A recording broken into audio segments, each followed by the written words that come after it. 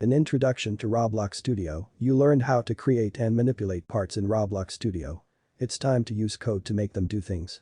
In this project, you'll use a script to make a platform appear and disappear.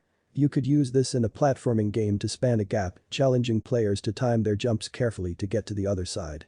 First off, you'll need a part to act as the platform. Making and moving parts should be familiar to you from Introduction to Roblox Studio. You don't need a complicated game world aside from the platform, you just need a gap that your players can't quite jump across. Insert a part and give it a name like disappearing platform. Resize it so that it's big enough for a player to jump on. Move it so that you can reach it and jump on it when testing the game. Set the anchored property to true in the properties window. Code in Roblox is written in a language called Lua and is stored and run from scripts. You can put scripts anywhere. If you put a script in a part, Roblox will run the code in the script when the part is loaded into the game. Hover over your part in the Explorer and click the button.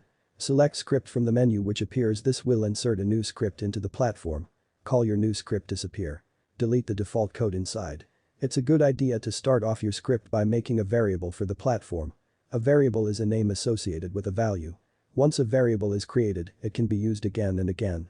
You can change the value as needed. In Lua, a variable is created as follows. Local variable name equals variable value. The term local just means that the variable is only going to be used in this part of the script. The equal sign is used to set the value of the variable. Copy the code below to create a variable for the platform called platform, where the value is script.parent.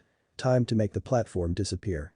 It's always best to group code for achieving a specific action into a function. A function is a named block of code that helps you organize your code and use it in multiple places without writing it again. Create a function in the script and call it disappear. The first new line declares the function, it indicates the start of the function and gives it the name disappear. The code for a function goes between the first line and end. The parentheses are for including additional information as needed. You'll learn more about passing information to functions in a later course. When the platform disappears, it needs to be invisible and players need to fall through it, but you can't just destroy the platform since it needs to reappear later. Parts have various properties that can be used here. Remember that you can see a part's properties if you select it and look at the properties window.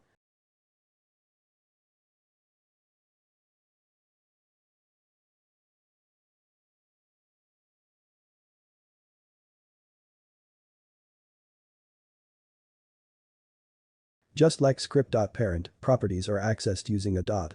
Values are assigned using an equal sign. In the disappear function, set the canceled property of the platform to false. On the line following, set the transparency property to 1. Time to run the code in the function to test that it works. Once you've declared a function, you can run it by writing its name with parentheses next to it. For example, disappear will run the disappear function.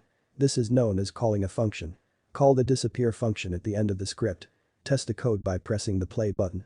If your code works, the platform should have disappeared by the time the player spawns into the game.